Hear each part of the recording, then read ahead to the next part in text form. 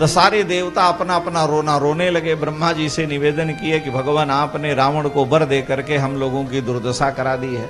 आपने रावण को वर दे दिया, तपस्या से कम विचार करते। ब्रह्मा जी ने रावण को वर दे दिया है कि तुमको मनुष्य और बानर के अतिरिक्त कोई मार ही नहीं सकता। बानर मनुज जात दुई बारे हम काहू के।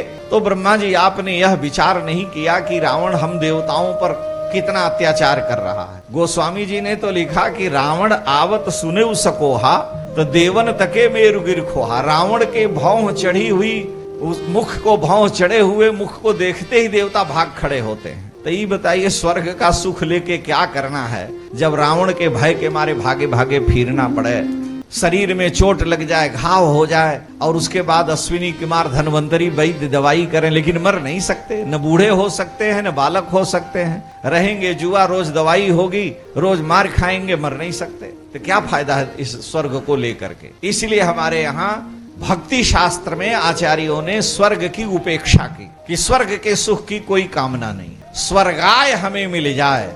स्वर्ग के देवता जिस भगवान की स्तुति करते हैं, स्वह गीयते इति स्वर्गायो हरि, वो हरि हमें मिले।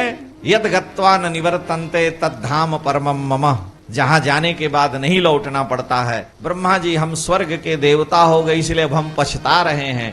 रावण भूर्भुवः स्वः इन 3 लोक तक ही जा सकता, उसके ऊपर उसकी गति नहीं है। इंद्र आदि देवता ब्रह्मा जी का आह्वान कर सकते हैं लेकिन इंद्र सोचें कि हम वैकुंठ में चले जाए, नहीं जा सकते। ये तो नारद जैसे ऋषि, तपस्वी महात्मा लोग वैकुंठ भी जा सकते हैं। लोमस ऋषि, दुर्वासा ऋषि, नारद जी ये लोग जा सकते हैं लेकिन स्वर्ग के देवता नहीं जाते हैं। ये तो समुद्र के किनारे क्षीर सागर पर बैठ के वहीं से रोएंगे, जय जय सुरनायक करेंगे, लेकिन वो जा नहीं सकते। ब्रह्मा जी भी, भगवान भी जब ब्रह्मा जी की बात सुनते हैं और भगवान आदेश देते हैं तो ब्रह्मा जी ही सुनते हैं। देवताओं को समझ में नहीं आता भगवान ने क्या कहा है। भगवान की वाणी को समझने के लिए ब्रह्मा बुद्धि के देवता हैं, वही समर्थ हैं। फिर वो देवताओं को आश्वासन देते हैं। तो सभी देवताओं ने ब्रह्मा जी से निवेदन किया कि भगवान आपने रावण को वर दे करके स्वर्ग में हम लोगों को अत्यंत दुख पहुंचा दिया है। हम बड़े अशांत हैं, हम स्वर्ग के देवता हैं लेकिन हमें शांति नहीं मिलती है। हनुमान नाटक में लिखा है कि जब अंगद गए रावण के दरबार में और रावण के दरबार में अंगद जी जा करके रावण से कहे कि अरे लंकेश, भगवती सीता को श्रद्धा पूर्वक लौटा दो, नहीं तो तुम्हारा सर्वस्व नाश हो जाएगा। तुम श्री राम के प्रताप प्रभाव को नहीं जानते। तो रावण अंगद जी पर बिगड़ गया और कहता है तुम हमको क्या समझते हो, हम कोई सामान्य व्यक्ति हैं। हमारे यहाँ इंद्र माली का काम करता है, स्वर्ग का जो तुम्हारा देवता है वो हमारे यहाँ इंद्र माली का काम करता है। और इतना ही नहीं, जो सूर्य हैं, जो सारे लोगों को प्रकाशित करते हैं, वो सूर्य हमारे दरवाजे पर बड़े भारी बल्ब का काम करते हैं, वो प्रकाश करते हैं। सूर्य को हमने अपने यहाँ ला करके लगा रखा है, इतना प्रताप है। और इतना ही नहीं, चंद्रमा, हमको गर्मी न लगे एसी की जरूरत ही नहीं, न पंखा चलाते हैं। चंद्रमा छाता लेकर के हमारे पीछे खड़े रहते हैं और सुंदर चंद्रमा की शीतलता हमारे ऊपर पड़ती रहती है। इसलिए चंद्रमा हमारे यहाँ हमारे पीछे छत्र लेकर के सदा खड़े रहते हैं। और झाड़ू बहारू लगाने का काम वायु देवता और वरुण देवता को हमने लगा रखा है। तुम वरुण देवता पानी गिराओ और वायु देवता तुम सुखाओ, ये हमारे यहाँ काम करते हैं। हमको लकड़ी की न जरूरत है न गैस सिलेंडर की जरूरत है, अग्नि को ही हमने भोजनालय में लगा दिया है। यानी अग्नि स्वयं जलते रहते हैं अखंड, न लकड़ी की जरूरत है न कुछ। आप देखे होंगे मड़ी जो होती है सूर्यकांत आदि मड़ी, उस मड़ी में न तेल चाहिए न उसके लिए कोई बिजली चाहिए न करंट चाहिए। मड़ी रख दीजिए, पूरा घर प्रकाशित हो जाएगा, अनंत काल तक वो प्रकाशित रहेगा। मड़ी का तेज कभी नष्ट नहीं होता। उसी तरह से अग्नि का जो तेज स्वरूप है वो सदा प्रज्वलित रहता है, अग्नि का तेज कभी नष्ट नहीं होता। तो कहता अग्नि हमारे यहाँ रसोईया का काम करते हैं। और तुम वर्णन करते हो उन तपस्वियों की। तो सारे इंद्र आदि देवताओं ने ब्रह्मा जी से कहा महाराज हमारी बड़ी दुर्दशा है। इंद्रम बाल्यकरम सहस्र किरणम द्वारि प्रतिहारकम। हे महाराज, इंद्रम माल्यकरम, इंद्रमाली है, अनंत किरण वाले सूर्य हमारे यहाँ दरवाजे पर चौकीदारी करते हैं। सहस्र किरणम द्वारि प्रतिहारकम चंद्रम छत्रधरम समीर वरुणौ सम्मार्जयन्तौ गृहान पाचक्ये परिनिष्ठितम हुतवहम, हुतवह माने अग्नि, उनको पाचक्य माने रसोईया मैंने लगा रखा। पाचक्ये परिनिष्ठितम हुतवहम, पाचक्ये परिनिष्ठितम हुतवहम किंगमद गृहे नेक्षसे रक्षो मात्र मनुष्य रक्षो भक्ष्य मनुष्य मात्र वपुषम तदराघवम स्तौति किम। और राक्षस तो हमारे जो है उनके भोजन आहार ही है बानर भालू, और मनुष्य की तुम महिमा गा रहे हो। ते सारे देवता इंद्र कहे महाराज हमारी बड़ी दुर्दशा है, रावण के यहाँ रोज जा करके हम माली का काम करते हैं, जब तक उसको माला पहना के नहीं आते जाने नहीं देता है। वायु देवता कहे महाराज हमको तीनों लोकों में बहना है, लेकिन पहले रावण के यहाँ जाके झाड़ू बहारू लगाते हैं, इतना प्रतापी है वो। अग्नि देवता कहते हैं हमको घंटों बुलाने के बाद लकड़ी रगड़ते रहे ब्राह्मण लोग, हम प्रकट नहीं होते, क्योंकि रावण के यहाँ भोजन बनाने के बाद हम आते हैं, तब लकड़ी का जब घर्षण होता है तो हम प्रकट होते हैं, क्योंकि ब्राह्मण से तो उतना डर नहीं है जितना रावण से डर है। भाई कल महाराज जी कह ही रहे थे कि नंगे से भगवान भी डरते हैं। जय विजय की चर्चा जो आई है तो उन्होंने सनकादिकों को डंडा लगा के रोक दिया। सनकादिकों को जय विजय ने डंडा लगा के रोक दिया वैकुंठ में जाने पर। सनकादिक नाराज हो गए, शाप दे दिए कि तुम राक्षस हो जाओ, वैकुंठ में भगवान के सेवक हो करके और हमको रोक रहे हो। तब तक भगवान वैकुंठनाथ दौड़े हुए अंदर से आए। जय विजय कहे प्रभु इन्होंने हमको शाप दे दिया, हमारी क्या गलती, हम तो चौकीदारी कर रहे थे, ये नंग धड़ंग है, कुछ पहने नहीं चारों भाई, इसलिए हम रोक दिए। अरे भगवान ने कहा तुमको पता चलना चाहिए, नंगा से तो हम भी डरते हैं और तुम नहीं डरते हो, नहीं डरते हो तो इसलिए अब तुम भोगो, चलो जाओ भाई अब तुम्हारे लिए हम आएंगे। तो भगवान भी नंगे व्यक्ति से डरते हैं। अभी कुंभ में एक घटना हमको भूल नहीं रहा है। कुंभ में जिस कैंप में हम लोग थे मोरा टेकरा वाले बापूजी के यहाँ, तो एक विद्यार्थी आया सन्यासी महात्मा के कैंप से।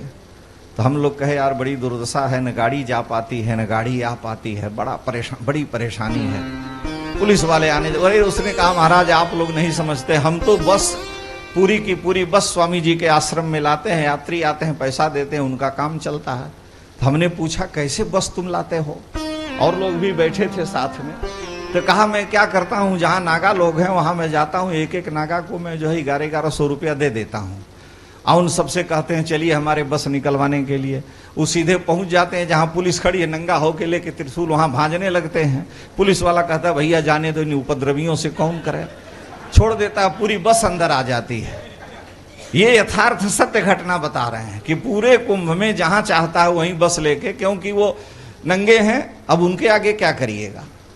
तो कहने का तात्पर्य है कि जो वस्त्रहीन है, नग्न है, उनसे तो सब लोग डरते हैं। तो रावण नंगा है, नंबर 1 का दुष्ट है, और उससे सारे लोग डरते हैं, देवता इंद्र वरुण कुबेर सारे डरते हैं। गोस्वामी जी ने तो लिखा कि 10 मुख वशवर्ती नर नारी सभी उसके बस में है। ब्रह्मा जी ने कहा कि देखो वर मैंने दे दिया है, तब तक ब्राह्मण लोगों ने मंत्र बोला, और उसी समय भगवान नारायण श्री विष्णु उस यज्ञ भूमि में पधारे हैं। श्री लक्ष्मी नारायण भगवान की जय हो। एतस्मिन्नन्तरे विष्णु रूपया तो महाद्युतिः शंख चक्र गदा पाणि पीतवासा जगत्पति वैनतेयं समारुह्य भास्करस्तोदयं यथा तप्तहाटक के यूरो बंद्यमानः सुरोत्तमई। सारे देवता ऋषि मुनि उठ करके खड़े हुए, भगवान नारायण का सबने स्तवन किया, उनका वंदन पूजन किया। ब्रह्मा जी देवताओं को आश्वासन दिए चिंता मत करो, भगवान नारायण का आह्वान हुआ है और हम इनसे प्रार्थना करते हैं। ब्रह्मा जी ने भगवान से कहा कि हे प्रभु हे नाथ, देवताओं के ऊपर बड़ा भारी संकट है, रावण ने सारे यज्ञ यागादिकों को बंद करा रखा है, ऋषि मुनियों से वो वार्षिक कर के रूप में उनका रक्त लेता है। इतना ही नहीं, तीनों लोकों के प्राणी रावण के द्वारा त्रस्त हैं, वो कहीं भी शुभ कर्म नहीं होने देता। जेहि जेहि देश धेनु द्विज पावई, नगर गांव पुर आग लगावई, और शुभ आचरण कतहु नहीं होई, देव विप्र गुरु मान न कोई। रावण लंका का राजा है, लेकिन जप जोग बीरागा तपमख भागा श्रवण सुने दश शीसा आपुनि उठि धावई। राजा को तो नौकर भेजना चाहिए, गोस्वामी जी कह रहे हैं इतना दुष्ट है कि वो अपने दौड़ पड़ता है यज्ञों का नाश करने। आपुनि उठि धावई रहै न पावई धरि सब घालई खीसा अस भ्रष्ट अचारा भा संसारा धर्म सुनी नहीं काना तेहि बहुविधि त्रासई देश निकासई जो कह वेद पुराना। जो वेद पुराण की कथा कहे उनको पहले मार पीट के भगा देता था। ये तो भगवान की बड़ी कृपा है कि हम लोग कलयुग में पैदा हैं और कोई डर नहीं है, कोई भय नहीं है, सारे लोगों को मार पीट के भगा देता है। जो कह वेद पुराना ते बहुविधि त्रासई देश निकासई। हे नारायण, हे प्रभु, हम आपसे प्रार्थना करते हैं। भगवान ने कहा बताइए क्या करें। तम अब्रुवन सुरा सर्वे समभिष्टु यसन्नता। सभी लोग हाथ जोड़ करके ब्रह्मा जी भी भगवान नारायण से कहे कि त्वाम नियोक्ष्यामहे विष्णु लोकानाम हित काम्या। हे प्रभु, हम आपसे ही प्रार्थना करते हैं। नियोक्ष्यामहे, ब्रह्मा जी कह रहे हैं हम आपको नियुक्त करते हैं। ब्रह्मा जी भगवान को क्या नियुक्त करेंगे? भगवान के नाभि से कमल, कमल पर ब्रह्मा जी उत्पन्न हुए, भगवान ने ब्रह्मा जी को ज्ञान दिया। लेकिन नियोक्ष्यामहे माने नितरम प्रार्थयामहे। हे नारायण, हे प्रभु, मैं बुद्धि का देवता ब्रह्मा आपसे प्रार्थना करता हूं कि आप इस दुष्ट रावण के संहार के लिए पृथ्वी पर मानव रूप में अवतार लें।